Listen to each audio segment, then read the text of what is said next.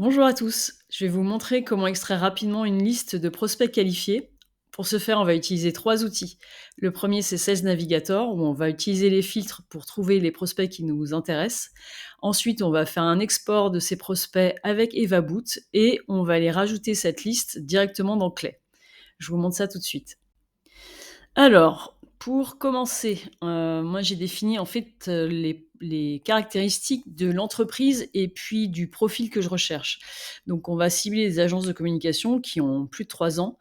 Elles ont un CA qui est supérieur à 2,5 millions. Elles ont une équipe, des collaborateurs compris entre 11 à 50 personnes. Elles sont basées en France. Je vais cibler le fondateur et je vais vérifier qu'il y a pas de sales. Alors, pour ce dernier point, pas de sales, ça, c'est un enrichissement qu'on fera dans Clay. Donc, je vous montrerai comment. Alors, on va passer sur Sales Navigator. Donc, vous allez commencer par vous mettre sur l'onglet compte et pas sur l'onglet prospect, qui est souvent en fait une erreur qu'on fait quand on recherche quelqu'un. On va d'abord commencer par ce qu'on appelle l'ICP, d'abord l'entreprise. Donc, chiffre d'affaires, vous allez voir que cette donnée-là, elle n'est pas tout le temps à prendre parce qu'elle a des limites. Il n'y a plus d'obligation en France de déclarer de faire afficher son chiffre d'affaires. La question, c'est comment est-ce que LinkedIn récupère cette donnée et là-dessus, on n'a pas forcément la réponse. Donc, à utiliser, vous allez voir si ça a un effet ou pas en fonction de votre recherche. Moi, j'ai tendance à le mettre en place au début et après, je l'annule ou pas, ce critère.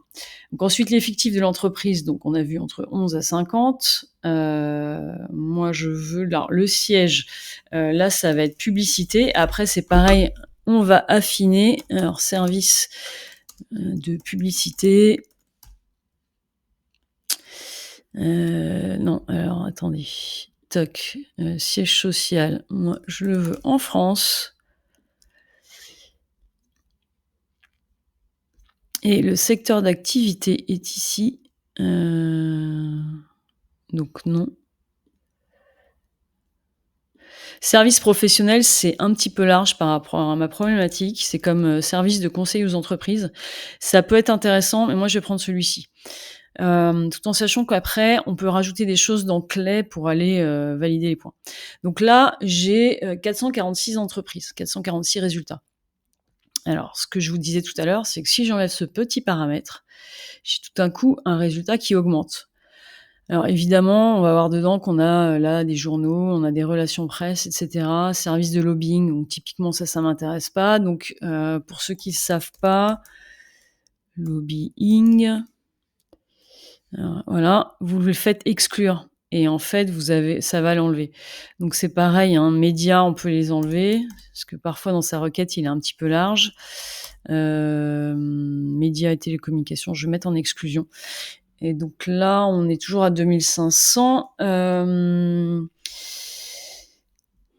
Parce que typiquement, web marketing et com, service de publicité, non, c'est pas une agence de publicité. Donc ça, après, on va faire de l'ajustement ensuite. Là, ici, j'ai un export avec EvaBoot. Donc, avant de faire ça, je vais d'abord aller dans Prospect. Donc, vous voyez, les critères que j'ai pris ici sont conservés. Donc, on a déjà notre premier point. Et ensuite, dans la fonction, alors moi, c'est plutôt l'intitulé du poste actuel qui m'intéresse. Et là, je vais aller mettre président, fondateur, cofondateur.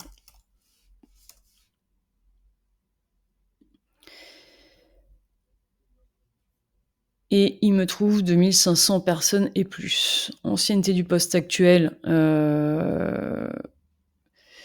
il en a forcément au minimum 3 ans. Donc on peut mettre, là-dessus, je vais pas mettre de critères pour l'instant puisqu'après ça, on pourra l'ajuster. Après, ce que vous pourriez faire, c'est, jouer sur le type de relation par rapport à vous. Donc là, pareil, sur la zone géographique, moi, je veux que la personne soit basée en France.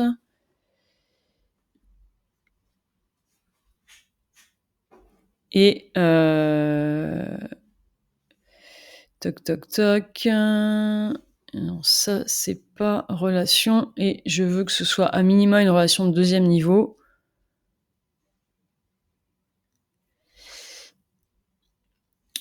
Et on est pas mal. Donc là, après, j'ai mon petit logo EvaBoot. Je vais cliquer dessus. Et il va aller faire l'export. Alors, EvaBoot ici, vous avez plusieurs manières de le faire, c'est-à-dire que vous pouvez avoir un système où vous, faites juste un export simple sans les emails ou un export avec l'enrichissement des emails. Moi, je fais pas d'enrichissement avec EvaBoot, donc je vais plutôt m'en servir pour faire un export.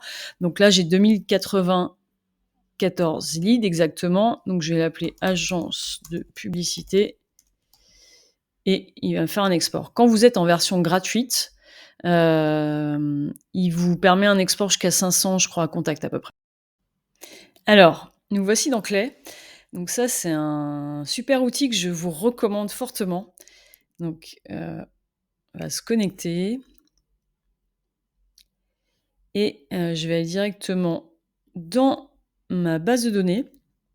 Alors ma base de données, je l'ai un petit peu travaillée, en sachant que vous, quand vous allez faire un export, vous allez avoir ici des datas et vous voyez ici, vous pouvez récupérer directement, plein d'informations. Donc, on a à la fois vous avez scrappé des gens, mais en fait, il vous a récupéré en plus du profil, LinkedIn, il vous a récupéré vous avez le nom de domaine du site de l'entreprise, vous avez la description de l'entreprise et puis vous avez aussi l'URL vers, la page entreprise de sur LinkedIn. Hem, un élément qui est intéressant aussi sur Clay, alors ce qu'il faut savoir sur Clay, c'est que vous avez un système de crédit par mois en fonction de l'offre que vous allez prendre. Je fais juste une aparté, en bas de la vidéo, je vous mets un lien qui va vous permettre de gagner 3000 crédits quand vous allez vous abonner à Clay. Donc, n'hésitez pas à l'utiliser, c'est très pratique. Par défaut, l'abonnement est à 149 € avec 2000 crédits par mois. Les crédits non utilisés sont transférés le mois suivant, donc ça c'est bien. C'est une nouveauté, qui a, 3-4 jours. Avant c'était pas le cas, ça repartait de zéro. Donc ça c'est très bien. Quand on utilise Clay, il y a quelque chose qu'il faut garder à l'esprit, c'est d'essayer de mettre en place des éléments qui consomment le moins de crédit possible. Parce qu'en fait, Clay est très puissant. Maintenant, vous allez voir que, par exemple, si vous avez déjà un abonnement de ChatGPT, ça peut être plus intéressant de rajouter un enrichissement avec ChatGPT qu'avec l'agent Clay directement. Donc, c'est des petites choses comme ça qu'il faut savoir.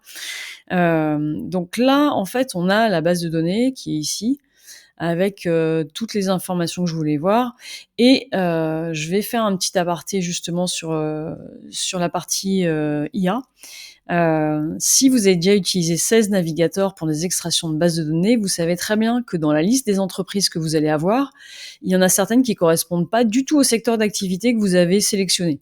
On l'a vu, moi j'avais une entreprise qui était dans les lobbying, ce qui n'a strictement rien à voir et donc là, on va avoir exactement le même cas de figure. Et donc ce que j'ai demandé ici, donc pour ajouter cette colonne, en fait, j'avais pas de colonne. On fait add enrichment. Après, vous faites agent. Et donc là, il va vous proposer, vous voyez, vous avez ChatGPT directement et vous avez Clay Agent. Donc en fait, c'est celui-ci qu'on utilise. Et ensuite, vous pouvez utiliser directement Clay, la version de Clay ou votre IA directement, ChatGPT en l'occurrence, mais ça peut être aussi Claude. Et si vous n'avez pas de compte Claude, vous pouvez aussi utiliser le Claude de Clay. Donc, par rapport à ça, donc on va revenir à ma colonne. Ce que j'ai voulu faire en sorte ici, c'est qu'il me définisse quand les entreprises étaient bien des agences de communication ou consorts, enfin des choses qui moi m'intéressent par rapport à mon scope. Et quand c'était pas le cas, il mettait un hors scope. Donc là, vous voyez, on a un hors scope et pourtant il est en business consulting et je crois que c'est un restaurant de mémoire. C'est ça, restaurant. Donc on n'est pas bon du tout. Donc ce qui s'est passé, c'est que ici, vous allez paramétrer en fait votre agent. Et donc moi, je lui ai dit, en regardant dans compagnie description, donc quand vous voulez rajouter quelque chose, vous faites un slash et il vous propose toutes les colonnes que vous avez à disposition dans votre tableau. Donne-moi le secteur d'activité de l'entreprise parmi les intitulés suivants. Donc là, moi, je suis restée sur les entreprises qui m'intéressent. Quand cela ne correspond à aucun de ces intitulés, alors mets hors scope. Donc là, c'est ce qu'on a vu, il y avait un hors scope ici. Si la description est en anglais, traduis-la pour toi et réponds à ma question. Ensuite, vous pouvez choisir lequel GPT vous voulez utiliser. Et vous voyez, on a même les clouds qui sont ici. Et vous pouvez d'abord tester en lançant votre script sur les 10 premières lignes et quand c'est bon, vous faites le reste. Moi, c'est comme ça que je procède. Donc là, encore une fois, on ménage ses crédits, on teste d'abord sur 10 lignes, si c'est pas bon et vous pourriez même tester que sur une. Vous faites que don't save, vous checkez là. Bon, après, une, c'est pas forcément probant. Et ensuite, ici, je lui ai demandé de mettre un scoring. Donc typiquement, les restaurants, les agences marketing, et cetera. En fait, j'ai défini en fait un système de score. Je suis partie moi sur 4 critères exactement. Et donc par rapport à ça, il fallait que le nom de domaine, existe. Il y avait tout un tas de choses en fait qui étaient importantes. Le nombre d'employés aussi, puisque en fait, même quand vous mettez 11 à 50, parfois il laisse passer des entreprises qui ont plus ou ont moins. Et donc, ça me permet ici d'avoir un scoring et ensuite, c'est à vous de définir. Moi, en fait, à partir de 70, c'est des entreprises, je vais continuer à enrichir. Donc là encore, je suis dans un souci de crédit. C'est-à-dire que je vais pas lancer mon waterfall pour trouver les emails tant que j'ai pas un score qui est égal à 70. Toutes ceux qui sont en dessous de 70, il y aura pas de recherche d'email. Vous voyez? Run condition not met. C'est aussi simple que ça. Et donc ensuite, donc là, il utilise plusieurs outils. Vous pouvez choisir les vôtres. Donc là, on a Prospeo, ici Drop Contact, et puis ceci, je ne sais plus. Et donc, il a été chercher tout un tas d'emails et il m'en a trouvé un certain nombre dans celles dont les conditions étaient là. Donc, on voit que Prospeo, il en trouve quand même un sacré nombre. Et puis après, il y a les autres drop contact et celui-ci qui ont trouvé. Et ensuite, j'ai continué comme ça mon enrichissement. Alors, je vous disais tout à l'heure que dans mes conditions par rapport à ce que j'avais défini, c'est que je voulais qu'il y ait pas de commerciaux. Et donc, vous voyez ici, je suis allée chercher un contact dans l'entreprise qui correspond à un poste de commercial, tout en sachant que je mets une notation aussi après derrière, puisque en fonction des agences de publicité ou de communication, il y a des intitulés de poste qui peuvent être différents. Un directeur de clientèle, parfois, la personne, elle peut se mettre en directeur commercial, alors qu'elle va pas du tout être là pour aller chercher des nouveaux budgets ou des nouveaux clients. Moi, ce qui m'intéresse, c'est vraiment ce type de personne-là. Une chose à bien garder à l'esprit sur LinkedIn, tout le monde est maître à bord, tout le monde met ce qu'il veut dans son profil. Donc l'intitulé de poste, pour un même type de profil, en fait, vous pouvez avoir plusieurs types d'intitulés et donc c'est bien évidemment aller faire une vérification et là, de la même manière, on peut aller faire vérification avec des critères en automatisation. Quand vous avez une base de données où vous avez 2500 contacts à peu près, on va pas aller tout vérifier à la main, on lance un script qui va le vérifier. Donc c'est ça la force de Clay, c'est la capacité à la fois à enrichir avec l'adresse email et aussi à aller à aller affiner votre base de données. En fonction de votre objectif mensuel, vous n'allez pas avoir besoin d'un volume important par mois. Nous, on a un objectif qui est très clair, qui est à peu près 2 nouveaux clients par mois. Donc on va envoyer à peu près, dans le mois, on va vouloir contacter 500 nouvelles personnes, pas plus. Donc quand j'ai une base de 2 500 prospects, c'est une base qui est travaillée et qui après va me servir sur plusieurs mois. Je vais pas aller envoyer aux 2 500 en un seul mois, ça a pas d'intérêt, surtout si vous n'avez pas l'équipe derrière pour répondre à la demande. Voilà, donc ça, c'était une rapide introduction à Clay. Je vous montrais comme ça comment est-ce qu'on pouvait exporter les données et comment on les enrichissait après et on les affinait. Si vous avez des questions, n'hésitez pas. Et puis, je vous mets le lien avec les 3000 crédits offerts sur Clay en dessous de cette vidéo.